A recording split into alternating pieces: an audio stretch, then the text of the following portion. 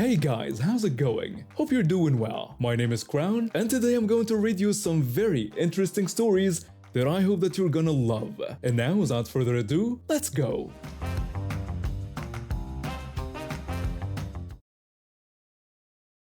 I'm 21 and working my way through college with a part-time job at one of those generic clothing stores you find in every mall. You know the type, overpriced basic tees that fall apart after 3 washes, music that sounds like it was picked by someone who's never heard actual music, and prices that make you wonder if the fabric is woven with gold thread.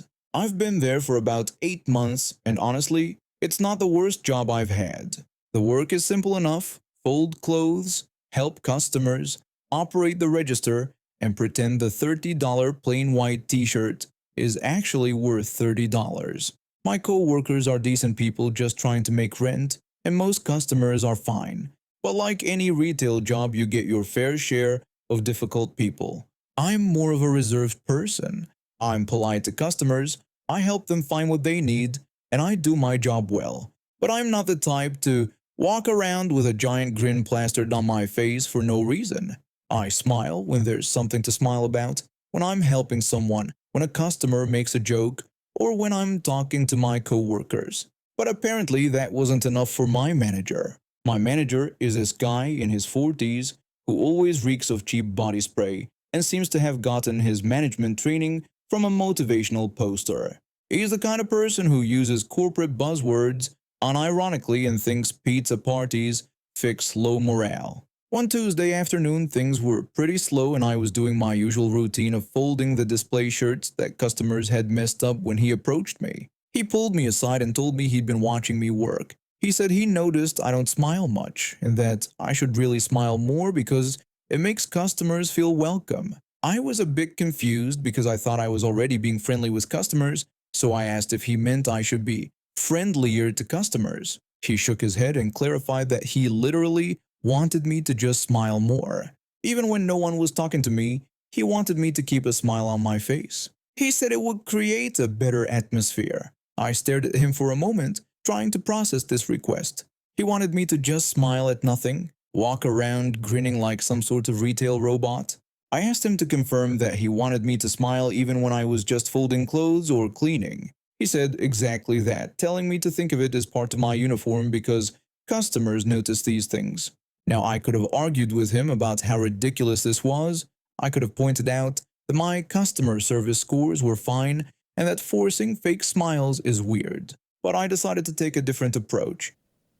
If he wanted smiles, I'd give him smiles. The next day, I came in ready to comply with his request. When I clocked in, I put on the biggest smile I could manage. Not a normal, pleasant smile. I'm talking about a wide, toothy grin that showed every single one of my teeth. I smiled while I organized the jewelry display. I smiled while I swept the floor. I smiled while I helped customers find their sizes. When a customer asked if I had something in a medium, I responded with an enthusiastic yes while grinning widely, offering to check the bag for her. The customer looked a little startled but didn't say anything. I maintained that same intense smile the entire time I helped her. When I came back with her size, still grinning, she took the shirt quickly and hurried away. For the rest of my shift, I kept up the performance. I smiled while counting hangers. I smiled while checking the fitting rooms. I smiled while doing inventory. My face was starting to hurt, but I was committed. My co-workers started to notice something was off. One of them asked if I was feeling okay because I looked intense. I told her, still smiling, that I'd never been better and was just following management's advice to smile more. She raised an eyebrow but went back to her work. When the week went on, other co-workers caught on to what I was doing. A couple of them had gotten similar feedback from our manager about their attitude, so they decided to join in. We started calling it smile mode among ourselves. By Thursday, our entire section looked like a display of haunted department store mannequins. 4 of us were walking around with these unnaturally wide grins, helping customers while looking like we'd escaped from a horror movie. The reactions from customers were priceless. One guy approached me while I was organizing the clearance rack and asked if I was okay, saying I looked like I was about to snap or something. I told him while grinning that I was wonderful, and really excited about retail, then asked if I could help him find anything. He backed away slowly and left without buying anything. Another customer asked if I was part of some kind of religious group. A mother with a young daughter came to the fitting rooms, and when I greeted them with my signature smile, the little girl started crying and hid behind her mom. The mother mumbled something about coming back later and quickly left. Watching our manager's face when he witnessed his team of smiling robots in action was amazing. At first, he seemed pleased that we were following his directive, but when the days went on and customer reactions became more obvious, he started to look concerned. By Friday, things reached a peak. A customer actually asked to speak to a manager because my co-worker's smile was making her uncomfortable. When our manager had to explain to the customer that he had specifically requested we smile more, I could see him starting to realize the problem with his brilliant idea. Finally, on Saturday, he called us together for a team meeting. He told everyone that we needed to tone down the enthusiasm a little bit. I asked him, still grinning, if this meant he didn't want us to smile more like he'd instructed. My co-worker chimed in, saying we were just trying to create a better atmosphere like he'd asked. The other co-workers who had joined in nodded along, all maintaining their unnatural grins. Our manager looked around at his team of creepy smiling employees and seemed to realize he'd created a monster. He backtracked, saying he wanted more natural smiles and that we didn't have to smile constantly. I tilted my head, still grinning, and told him he was giving us mixed messages. First, he wanted us to smile more, now he wanted us to smile less. He mumbled something about using our best judgment and quickly ended the meeting. After that day, he never brought up the smiling thing again. In fact, he seemed to go out of his way to avoid giving us any more appearance-related feedback. Once we stopped our malicious compliance, we actually did smile more naturally. I'm 24, and I've been with my boyfriend for almost 5 years now. We moved in together about 2 years ago, and for the most part, things have been great. We both work full-time jobs and split the cooking duties pretty evenly throughout the week. Here's the thing though, I have this major issue with spicy food. I know some people think it's childish or whatever, but I literally cannot handle any level of heat in my food. Even the mildest pepper makes my mouth feel like it's on fire and completely ruins whatever I'm eating. It's not that I'm being dramatic or trying to be difficult, my tolerance is just genuinely that low. When we first started dating, my boyfriend thought it was cute and would always make sure to order mild versions of things when we went out to eat. He'd tell servers to make sure there was no spice in my food and even taste test things for me sometimes. It felt really sweet that he was so considerate about something that mattered to me. But ever since we moved in together, something changed. Every single time he cooks dinner for us, he puts spicy ingredients in the food. And I'm not talking about accidentally using a seasoning blend that happened to have some heat. I mean deliberately adding hot sauce, chili powder, red pepper flakes, cayenne, you name it. The first few times it happened, I figured it was an honest mistake. I'd take a bite, immediately feel the burn, and ask him if he'd put something spicy in the dish. He'd always deny it or claim it was just a seasoning he used. When I press him about it because it was really burning my mouth, he'd insist he barely put anything in there and suggest I was just being too sensitive. This became our routine. He'd cook, I'd ask him not to make it spicy, he'd agree, then I'd end up with food I couldn't eat. Every time I brought it up, he'd either deny it completely or claim he only used a tiny amount that shouldn't bother anyone. What really started getting under my skin was how he'd act like I was being unreasonable. He'd roll his eyes when I couldn't finish my food or make comments about how I needed to expand my palate and stop being such a baby about spice. The breaking point came last Tuesday night. He offered to make dinner and I was actually excited because I'd had a really long day at work. He decided on spaghetti with meat sauce, which sounded perfect to me. I reminded him not to put anything spicy in it, and he assured me he wouldn't. I even suggested that he could add whatever he wanted to his own portion after serving mine, and he told me not to worry about it. I went to take a shower while he cooked, and when I came out, the whole apartment smelled amazing. He'd made this huge pot of sauce with Italian sausage, and it looked incredible. I was genuinely grateful and told him how good everything looked. I served myself a big bowl and sat down at our little dining table. The first bite seemed okay, but by the second bite, my tongue was absolutely on fire. It felt like I'd just eaten a ghost pepper or something. I asked him what he'd put in the sauce because it was so spicy I could barely swallow it. He claimed he hadn't put anything spicy in there and suggested maybe it was just the sausage he'd used. I knew he was lying because I'd seen him cook with that same brand of sausage before and it was always mild, but I wanted to give him the benefit of the doubt. I asked if he was absolutely sure because it was way too hot for me to eat and he insisted he hadn't added anything and that I was probably just having an off day. That's when I got up and walked over to the stove. The pot was still sitting there with the wooden spoon he'd used to stir everything, and scattered all around the burner were red pepper flakes. Not just a few that might have accidentally spilled, I'm talking about a decent amount that had obviously been sprinkled generously into the sauce. I called him over to the kitchen and pointed to all the red pepper flakes around the pot. He finally admitted that he'd put some in, but claimed it was only a little bit and barely any at that. I confronted him about lying to me after telling me he didn't put any spice in it. He argued that he didn't lie, just that he didn't think it was enough to matter. I reminded him that I'm not like most people and that he knows I can't handle any spice at all. He deliberately deceived me about it. At this point, I was so frustrated, I could have screamed.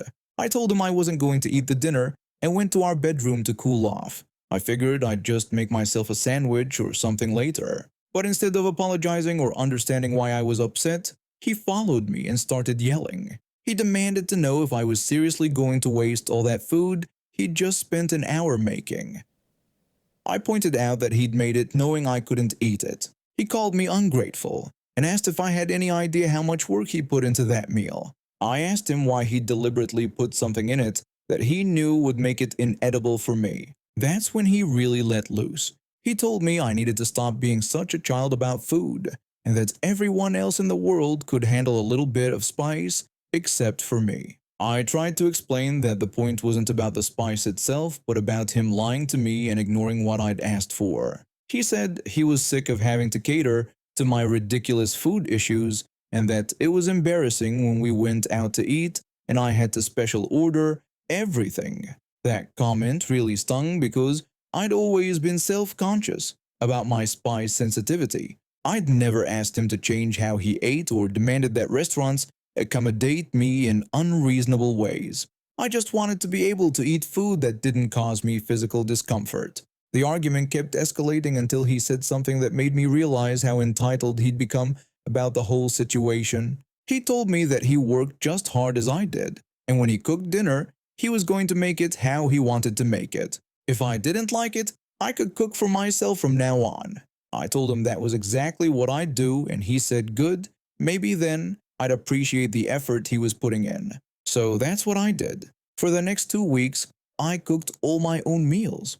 I'd make enough for just myself and eat separately from him. He seemed to think I was being petty at first, but the days went on. I could tell it was bothering him. The turning point came when his mom visited us for the weekend. She's always been really sweet to me and I have a good relationship with her. On Saturday night, she offered to cook dinner for all of us and made this amazing chicken dish. She made sure to tell me she hadn't put any spice in it since she remembered my sensitivity from previous visits. The food was absolutely delicious and I made sure to thank her multiple times for being so thoughtful. My boyfriend was quiet during dinner, but afterwards when his mom went to bed, he asked why I'd been so grateful about something so simple. I explained that it meant a lot when someone actually listened to my needs and respected them instead of ignoring them or lying about it. He got defensive and said he'd never lied to me, which made me laugh because we'd literally just had a huge fight about exactly that 2 weeks earlier. I reminded him about the red pepper flakes incident and how he denied putting anything spicy in the food until I'd shown him the evidence. He tried to argue that it was different because he was trying to help me get over my sensitivity to spice, like some kind of exposure therapy. I told him that wasn't his decision to make and that deliberately deceiving me wasn't helping anyone. The conversation got heated again until his mom came back downstairs to get some water. She could tell we were arguing and asked if everything was okay. Without thinking, my boyfriend started complaining to her about my food issues and how difficult it made cooking for me. His mom listened quietly and then asked him to explain what exactly I'd been difficult about. He told her about how I wouldn't eat the spaghetti he'd made and how I'd been cooking separately ever since. She asked if he'd made the food spicy and he admitted he'd added red pepper flakes. When she asked why he'd done that when he knew I couldn't handle spice, he gave her the same excuse about it being barely any and most people not even noticing it. That's when his mom really surprised me. She told him that she'd raised him better than to lie to his girlfriend and ignore her clearly stated needs. She pointed out that if someone told him they were allergic to nuts, he wouldn't sneak peanuts into their food and claim it was just a little bit. She said my food sensitivity might not be an allergy, but it was still a legitimate issue that deserved respect. She told him that deliberately putting ingredients in food that someone had specifically asked him not to use was disrespectful and borderline cruel. My boyfriend tried to defend himself by saying I needed to learn to eat normal food, but his mom shut that down immediately. She told him that there was nothing abnormal about not liking spicy food and that plenty of people had similar sensitivities. The conversation ended with her telling him he owed me an apology and needed to start respecting my boundaries around food. She said if he couldn't do that, then maybe he wasn't mature enough to be in a serious relationship. I could see how embarrassed he was getting called out by his own mother, but I was honestly just relieved that someone finally understood where I was coming from.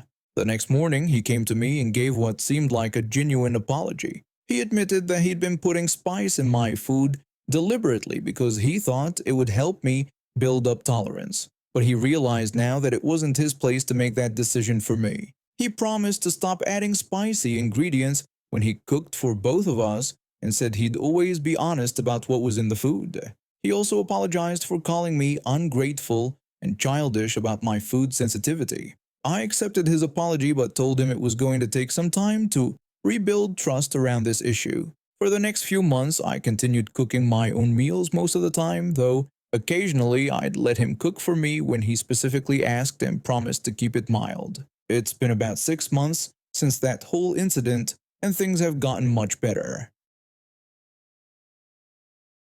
When I bought my little house some years ago, I wanted somewhere quiet where my 2 kids and I could start fresh. I'm a single dad raising a 15-year-old and a 12-year-old. After my divorce, this house was perfect, small but cozy, with a decent yard for the kids to play in. The price was right for my budget as a mechanic. Everything was fine for the first 2 years. The neighborhood was peaceful, my kids made friends at school, and we were settling into a normal life. Then she moved in next door. From day one, this woman made it clear she didn't want us there. She'd glare at us whenever we were outside, slam her door if we said hello, and constantly complained about everything we did. If my kids played basketball in our driveway, she'd walk over screaming about the noise. When I mowed my lawn on Saturday mornings, she'd call it inconsiderate and threatened to call the homeowners association. I tried to be neighborly at first, even apologized when she said our dog barked too much, though he rarely made a sound.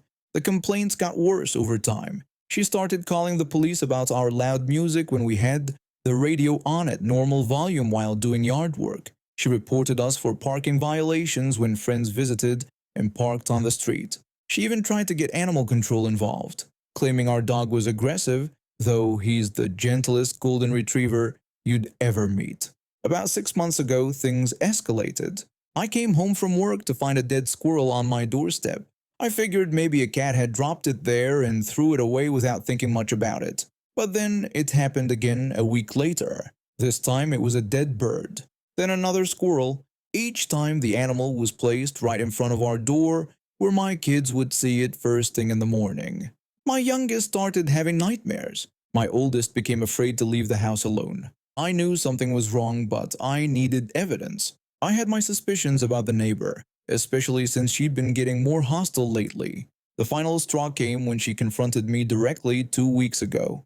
I was bringing groceries in when she walked over to my driveway. She told me that I needed to move and that my kids and I needed to find somewhere else to live. She said we were ruining the neighborhood and making her life miserable. She complained about everything from our kids being too loud to our dogs stinking to us bringing down property values. I told her we weren't going anywhere and that we had every right to live there. I explained that we were good neighbors who kept our yard clean, followed the rules, and minded our own business. She got even angrier and started ranting about our garbage cans being out past pickup time and our kids riding bikes in the street. I pointed out that the garbage truck came at different times and that kids were allowed to ride bikes on residential streets.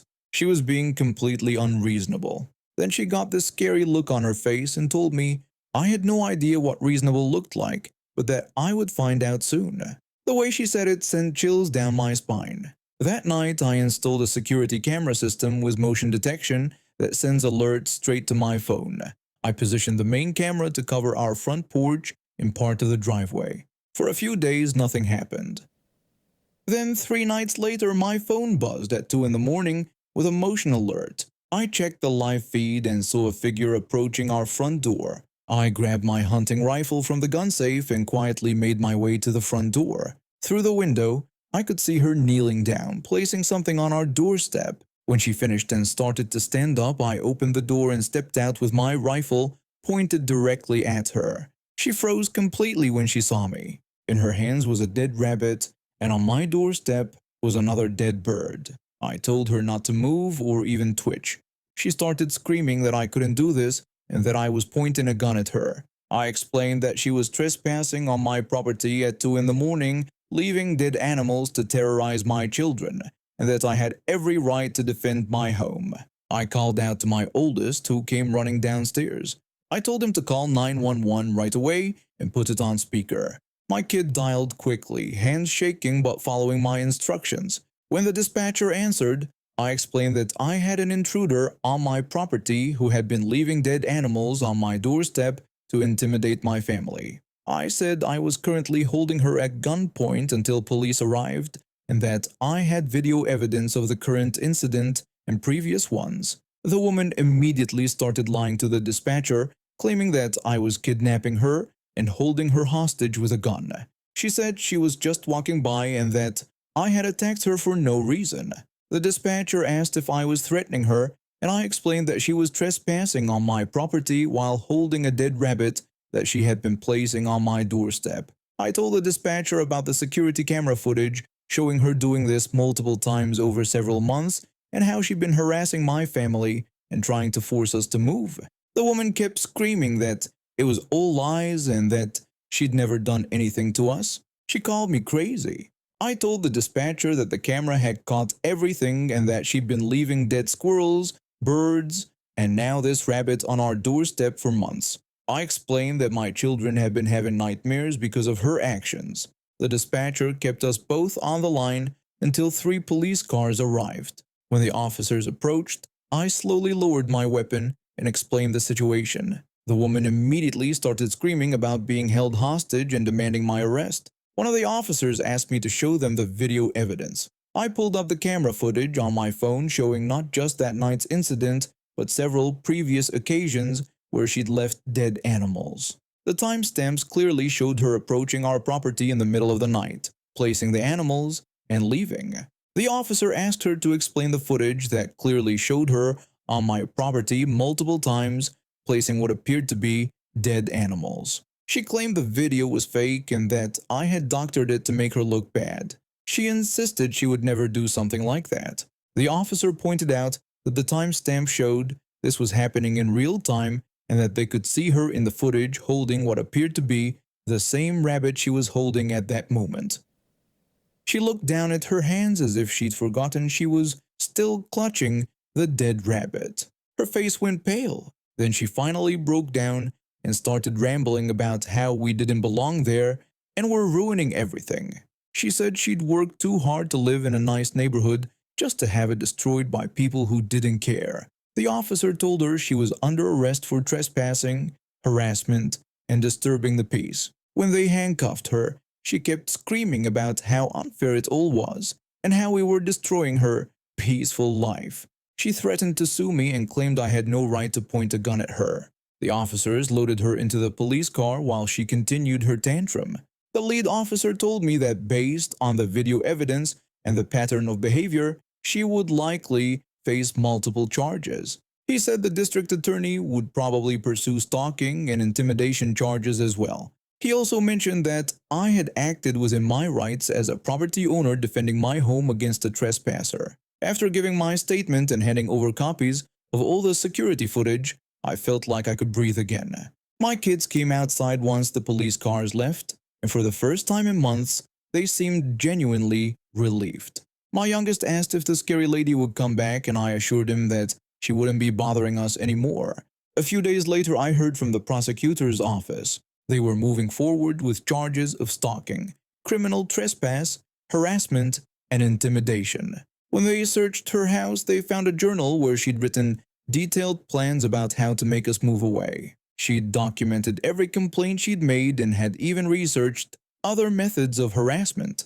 The case went to court 6 weeks later. She pleaded guilty to avoid jail time but received 2 years of probation, a restraining order that required her to stay at least 500 feet away from our property, and she had to pay for counseling. The judge also ordered her to cover the cost of therapy for my kids to deal with the trauma she'd caused. She ended up having to sell her house and move away because the restraining order made it impossible for her to live next door to us. I've always been someone who fixes problems. When the Wi-Fi went down and everyone was panicking, I'd quietly reset the router. When the printer ran out of paper and then people were standing around looking confused, I'd refill it. If someone needed help formatting a document or scheduling a meeting, I was there. I even proofread reports when people asked. None of this was in my job description, but I loved the team and wanted to help make everyone's day run smoother. My co-workers appreciated it too. They'd bring me coffee, share snacks, and always thanked me for going the extra mile. It felt good to be useful beyond just sitting at the front desk answering calls. The previous manager had been totally fine with me helping out. He actually encouraged it, saying I was a valuable team player.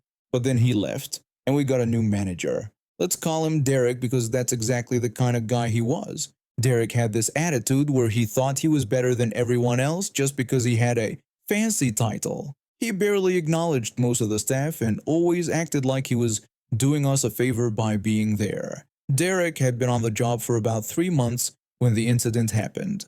I was helping Sarah from accounting format a quarterly report. She'd been struggling with the tables for hours and was getting frustrated. I'd done similar reports before, so I offered to help her out. I was showing Sarah how to align the columns when Derek appeared behind us, arms crossed and looking annoyed. Sarah had been thanking me for helping because she'd been staring at the document for 2 hours. That's when Derek interrupted and asked me why I was doing that work. He told me I was just a receptionist and needed to stay in my lane. The words hit me like a slap. Sarah looked mortified, and the few other people nearby suddenly got very quiet. My face burned with embarrassment.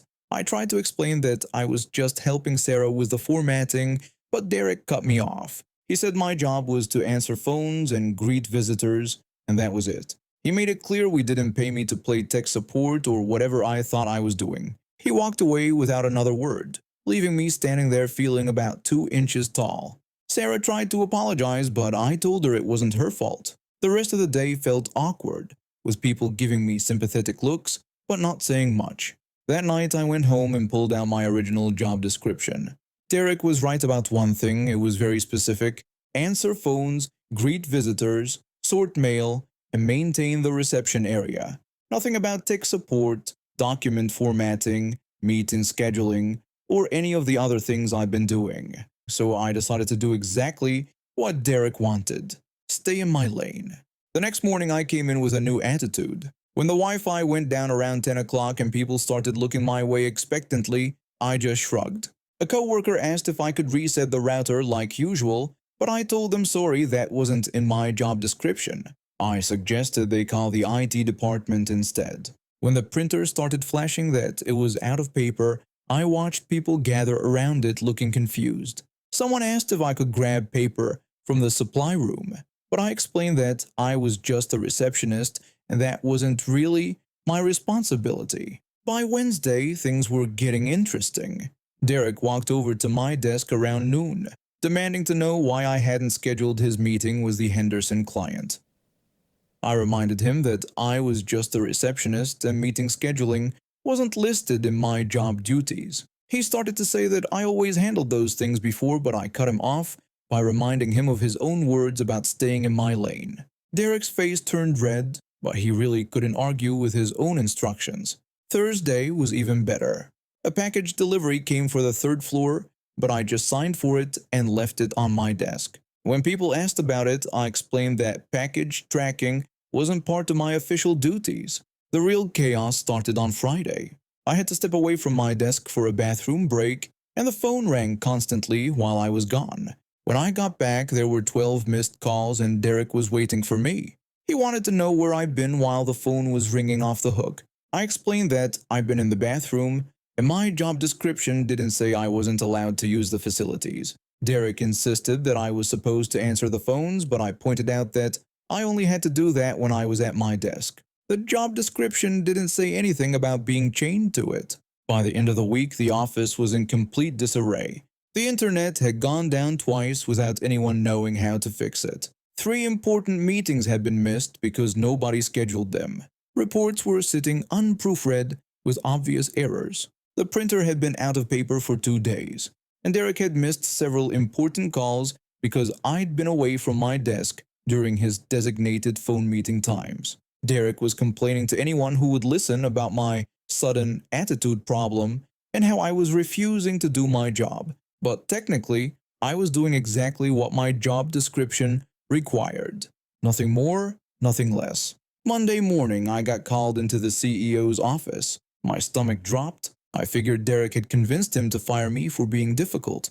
The CEO was a fair man in his 50s who'd built the company from the ground up, but I was sure Derek had painted me as some kind of troublemaker. The CEO asked me to sit down and said he wanted to talk about what had been happening around the office lately. I told him I understood if he wasn't happy with my performance, but I've been doing exactly what my job description specified. He said that was actually what he wanted to discuss. Derek had been telling him that I'd stopped helping people, and frankly, the office had been falling apart. But he'd also heard Derek's side of the story about telling me to stay in my lane. I confirmed that Derek had indeed said that to me. The CEO explained that he'd been watching me for 2 years. I'd been the glue holding the place together, going way beyond what they officially paid me for. He said Derek was wrong to speak to me that way, and he was sorry it took this mess for him to realize how much I actually did around here. I wasn't sure where this was going, but it didn't sound like I was getting fired. Then the CEO dropped the bombshell. He told me that Derek's attitude didn't align with their company values, and he was no longer with them as of that morning. Then he offered me a promotion to office coordinator, which came with a significant raise and officially recognized all the work I've been doing anyway. I nearly fell out of my chair. Not only was I not getting fired, but Derek's attempt to put me down had actually gotten me promoted. I accepted immediately and thanked him. The CEO explained that my new job description would include everything I've been doing naturally: tech support, meeting coordination, document assistance, whatever kept the place running smoothly. He said that was clearly where my talents lay. I live in one of those cookie-cutter subdivisions where every house looks almost identical, and the homeowners association makes sure your grass is exactly the right shade of green. To stay sane, I converted half my garage into a little workshop where I can tinker with woodworking projects before my workday starts. My neighbor lives in the house directly next to mine. He's one of those guys who knows every single rule in the homeowners association handbook and isn't afraid to use them. You know the type: measures his grass with a ruler, reports people for leaving their trash cans out 5 minutes too long, and has probably memorized every bylaw ever written. He owns this little Pomeranian named Buttons, who's not the worst dog in the world, just your typical small dog with big opinions about everything. Buttons barks when people walk by on the sidewalk, when delivery trucks show up, when a leaf falls wrong.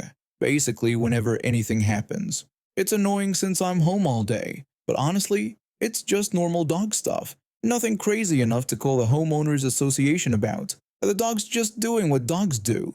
My morning routine for the past year has been pretty simple. I get up around 6, make my coffee, and head out to the garage to work on whatever project I've got going. I play music while I work, not blasting it or anything, just loud enough to drown out the street noise and help me focus. Classic rock mostly, sometimes jazz if I'm feeling fancy. Never had any complaints from anyone. That changed last month when I found an official letter from the Homeowners Association in my mailbox. Someone had filed a complaint about excessive noise during quiet hours. The letter said I've been reported for playing loud music in my garage during early morning hours and disrupting the peaceful enjoyment of neighboring properties. No warning, no friendly conversation, just boom, $75 fine. I knew exactly who'd reported me. My neighbor had been giving me dirty looks whenever he saw me heading to the garage with my coffee cup. But playing music at a reasonable volume in my own garage? Come on.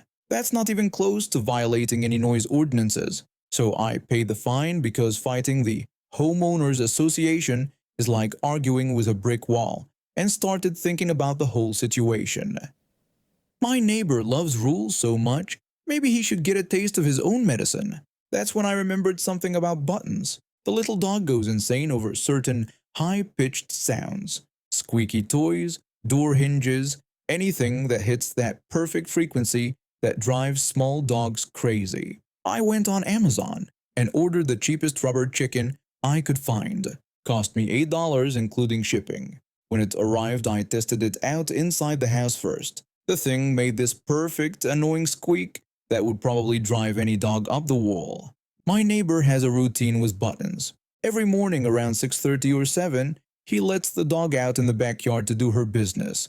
Like clockwork, same time every day. The guy's probably got it scheduled in his phone calendar. So I started my own routine.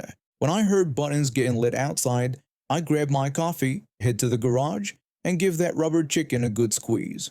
Not constantly, just a few solid squeaks to get things started.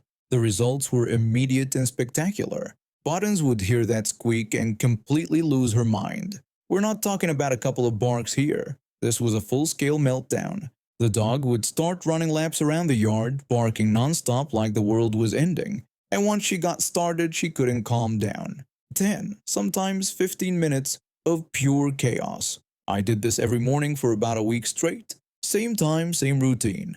Squeak the chicken, watch the show, sip my coffee. It became the highlight of my morning, and then my neighbor showed up at my front door looking frustrated and tired. Buttons was right behind him, still worked up from the morning's episode. My neighbor asked me if I'd noticed anything weird going on in the mornings lately. He seemed genuinely puzzled about what was causing the problem. I told him I hadn't really noticed anything unusual happening. He explained that Buttons had been going crazy every morning around the same time, running around and barking like mad. He couldn't figure out what was setting her off and was getting pretty frustrated about it. I looked past him at Buttons, who was still pacing around on her leash, clearly agitated about something. I mentioned that it did seem strange and asked if he had any theories about what might be causing it. He then dropped the real reason for his visit. He'd just gotten a letter from the Homeowners Association about chronic nuisance barking during quiet hours. Someone had complained and they'd hit him with a fine for disrupting the peace. I asked how much the fine was, trying to sound sympathetic. He told me it was $75 and seemed genuinely shocked that they'd given him no warning before issuing the penalty. I agreed that seemed pretty harsh and suggested that maybe it was just a phase dogs sometimes go through. He looked hopeful at that possibility. He mentioned that he thought maybe I'd seen something since my garage faces their yard. He wondered if there might be a stray cat or something that had been coming around and setting Buttons off. I told him I really hadn't noticed anything out of the ordinary, but promised I'd keep an eye out for anything suspicious. Behind him, Buttons was still acting like she'd seen a ghost, looking around frantically and letting out little whimpers. He asked if I could let him know if I spotted anything that might be setting her off, explaining that the fine had really caught him off guard. I told him I would and mentioned that I understood how frustrating unexpected fines could be. And now we have reached the end of today's stories. Thank you for watching, and see you next time.